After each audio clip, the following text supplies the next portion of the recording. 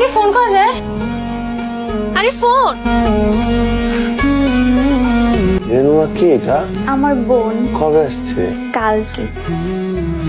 ফোনটা কত টাকা দিব তোমাকে? টাকা লাগবে না, মেহমান না, মেহমানদের থেকে টাকা নিব না। আচ্ছা আসে, তুমি আমার ফ্রেন্ড হবা? আমার এখানে কোনো ফ্রেন্ড নাই। ফ্রেন্ড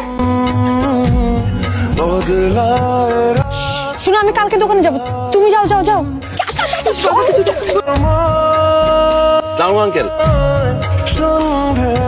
কেমন আছেন? খালি ফোন।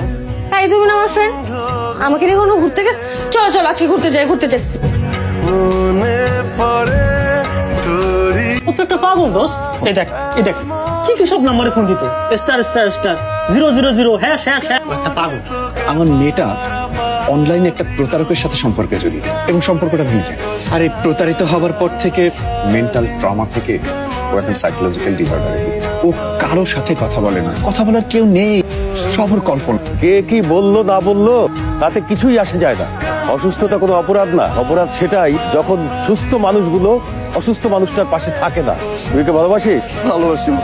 তাহলে ওর পাশে থাক। আঙ্কেল, আমি একবার ফারজার সাথে দেখা করতে পারি? ফারজানা, তুমি আসছো? হ্যাঁ, আমি তোমাকে কত খুঁজছি জানো। আমাকে না বাসায় আটকে রাখছে সবাই। আমি নাকি পাগল হয়ে গেছি। আমি না বাসায় থাকতে আমার দম আটকে যাচ্ছে। আমি না বাসায় থাকতে পারবো না। প্লিজ আমাকে একটু বাইরে নিয়ে যাও না। আমি ওকে একটু বাইরে নিয়ে যাই।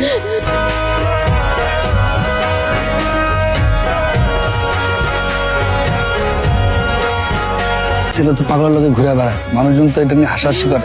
কিছু বলেন না তো স্যার? আর কিছু বলবা?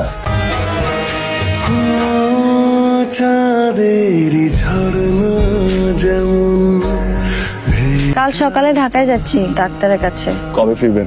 যখন সুস্থ হব। আপনি তো এখন সুস্থই, শুধু ঠিক মতো ওষুধগুলো খাবেন। একটা ফোন করা যাবে?